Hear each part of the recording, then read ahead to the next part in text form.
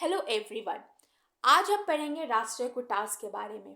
राष्ट्रीय कुटास ने डेक्कन इंडिया पे रूल किया है और इनका टाइम पीरियड है 755 से लेके 975 तक। राष्ट्रीय कुटास पहले चालुक्य ऑफ बादामी के फ्यूडेटरी हुआ करते थे और इन लोगों को ट्रिब्यूट देना पड़ता था चालुक्य ऑफ बादामी को। लेकिन दांती दुर्गा जो चीफ था राष्ट्रीय कुटास का, उसने मना कर दिया ट्रिब्यूट देने से।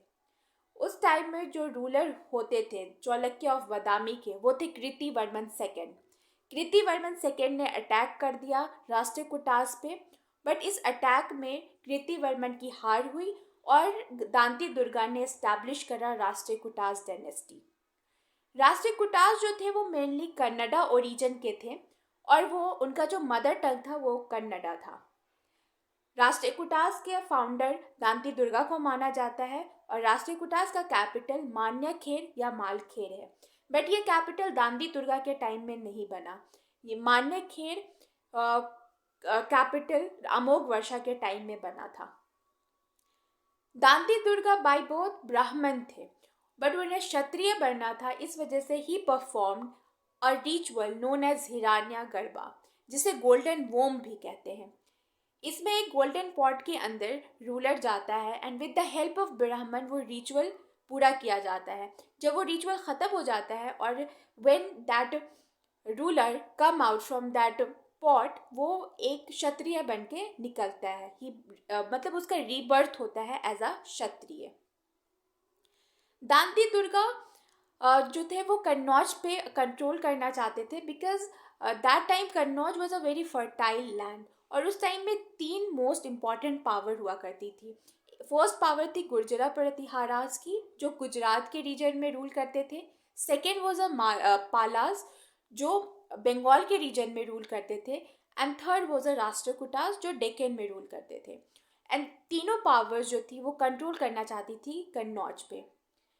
So for controlling over Kannauj, तो दांती दुर्गा ने मालवा को कैप्चर किया फ्रॉम गुर्जरा प्रतिहाराज और गुर्जरा प्रतिहाराज की इसमें हार हुई थी। बट अनफॉर्चुनेटली दांती दुर्गा ने कन्नौज को कैप्चर नहीं किया। दांती दुर्गा के बाद जो रूलर आए वो थे Krishna first. Krishna first defeated Gangas of Mysore which is also known as Gangavadi, और ईस्टर्न चालुक्य ऑफ वेंगी को इन्होंने डिफीट किया। And he built a very famous temple which is known as Kailash temple at Ellora. Krishna first के बाद जो रूलर आए वो थे Dhruva and he was the first Deccan king to control over Kannauj.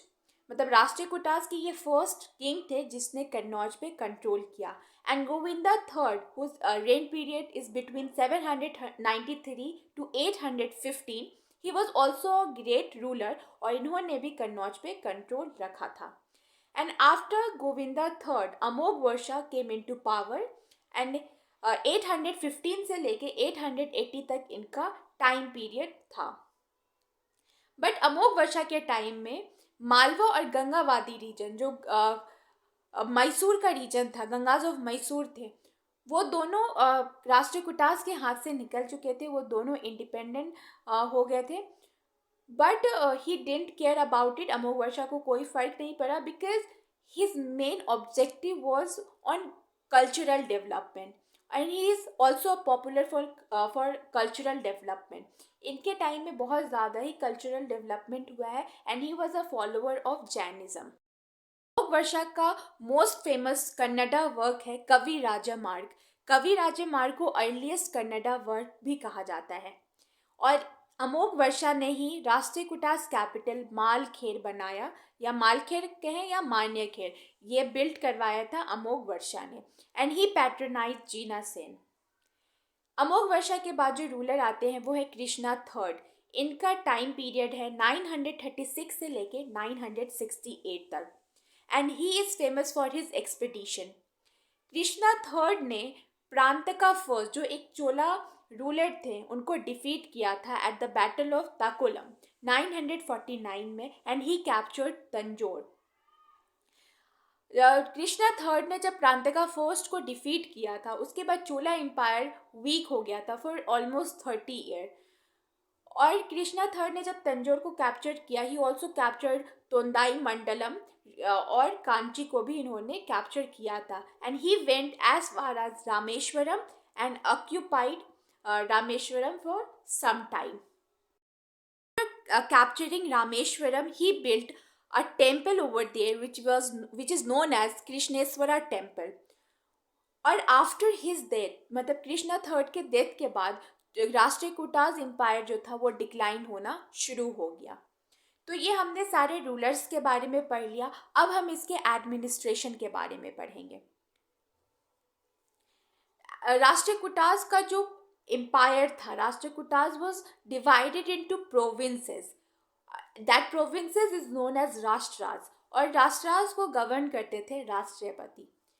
And then rashtras was further divided into vishayas, और वैश्याज को govern करते थे वैश्यापति। और फिर वो वैश्याज जो था वो फर्दर डिवाइडेड था भुक्ति में, जिसमें 50 to 70 विलेजेस मिला के एक भुक्ति बनता था, और उसे गवर्न करते थे भूपतिज। जितने भी ऑफिशियल्स थे, राष्ट्रपति, वैश्यपति, भूपति, सब डायरेक्टली अपॉइंट होते थे सेंट्रल गवर्नमेंट के द्वारा। विलेज एडमिनिस्ट्रेशन को कैरी करता था विलेज हेडमैन। हम राष्ट्रीय कुटाज के सोसाइटी एंड इकोनॉमी के बारे में पढ़ेंगे। वैष्णविज्म और शैविज्म काफ़ी ज़्यादा फ्लरिश्ड हुआ था ड्यूरिंग द पीरियड ऑफ राष्ट्रीय कुटाज, और उन लोगों ने पैट्रनाइज करा था जैनिज्म को भी। ऑलमोस्ट 1/3 ऑफ द पॉपुलेशन जो डेक्कन में थी वो जैन पॉपुलेशन थी। राष्ट्रीय कुटाज रिलीजियस टॉलरेंट थे, मीन्स वहाँ सारे रिलीजन के लोग हार्मनी के साथ रहा करते थे, और इनका जो कॉमर्स था वो अरब के साथ बहुत अच्छा था। उसके बाद कल्चरल डेवलपमेंट भी हुआ है। इन लोगों ने पैटर्नाइज करा है संस्कृत लिटरेचर को। कवि रहस्य को लिखा है हालायुधा ने, और हालायुधा ने कवि रहस्य during the rain of Krishna third compose किया। अमोघ वर्षा ने पैटर्नाइज करा जैन स्कॉलर्स को।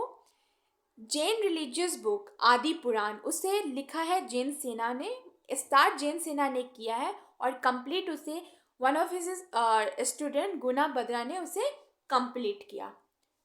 अमोघ विरिति जो एक ग्रामर बुक है, उसे सकतयाना ने लिखा है। उस टाइम के जो ग्रेट मैथमेटिशियन थे वीराचार्य ने गणित सरम लिखा है। कन्नड़ा लिटरेचर राष्ट्रीय कुटाज के टाइम से ही शुरू होता है, उससे पहले कन्नड़ा लिटरेचर हमें उतना मिलता नहीं है। अमोघ वर्षा ने कवि राज्यमार्ग लिखा है, जो कन्नड़ा का अर्लीस्ट वर्क है।